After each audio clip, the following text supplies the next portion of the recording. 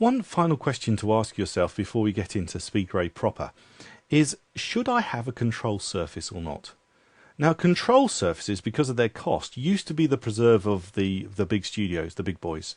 Because if you look at, say, a DaVinci Resolve desk, which I've got here, here's a DaVinci Resolve desk on the DaVinci website, and a DaVinci Resolve desk like this, control surface, is going to cost you $30,000, less 5. Okay, $30,000. Incidentally, DaVinci Resolve is actually a free color correction application up to HD. If you want to go above HD or into a stereoscopic workflow, you need to pay, even though so not very expensive, and you don't have to use this desk. But a big desk like this, $30,000. However, there are other options. And for this tutorial series, I'm going to be demonstrating the tangent element desk. So they're found at tangentwave.com. And the tangent element desk is an alternative to these very expensive desks, which gives you all the control and therefore the speed and the money saving that you would get with a really big desk, but for a very low cost and very easy to use. And to give you an idea of comparative costs, if you were to go to the Tangent website, actually go to the resellers tab, which I've got here, you can find your place in the world. And then from the US cost, that's $3,395.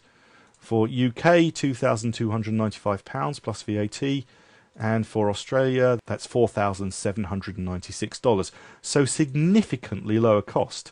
And what it actually is 4 separate panels which magnetically lock together. So you've got the overall controls over here, you've got the actual individual color correction controls here, secondary color correction, layers, all of these bits come together to form a complete desk that looks like this with great feedback on these screens. Now, I've been lent one of these panels for this series to demonstrate it to you, so I'll be going through this bit by bit, but the reason that you would buy a desk like this is simply because of time.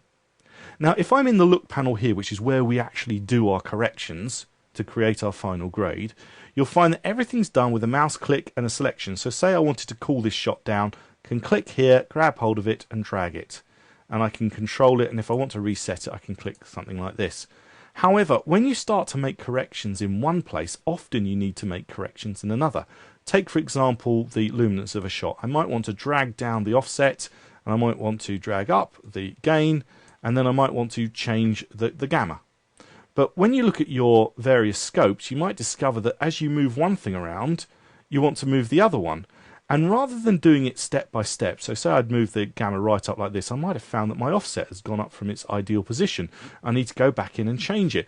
Of course, with access to the actual appropriate controls on the control desk, I can do them both together. I can move one way, one the other, and get into play with gain, and you can quickly make these changes very fast.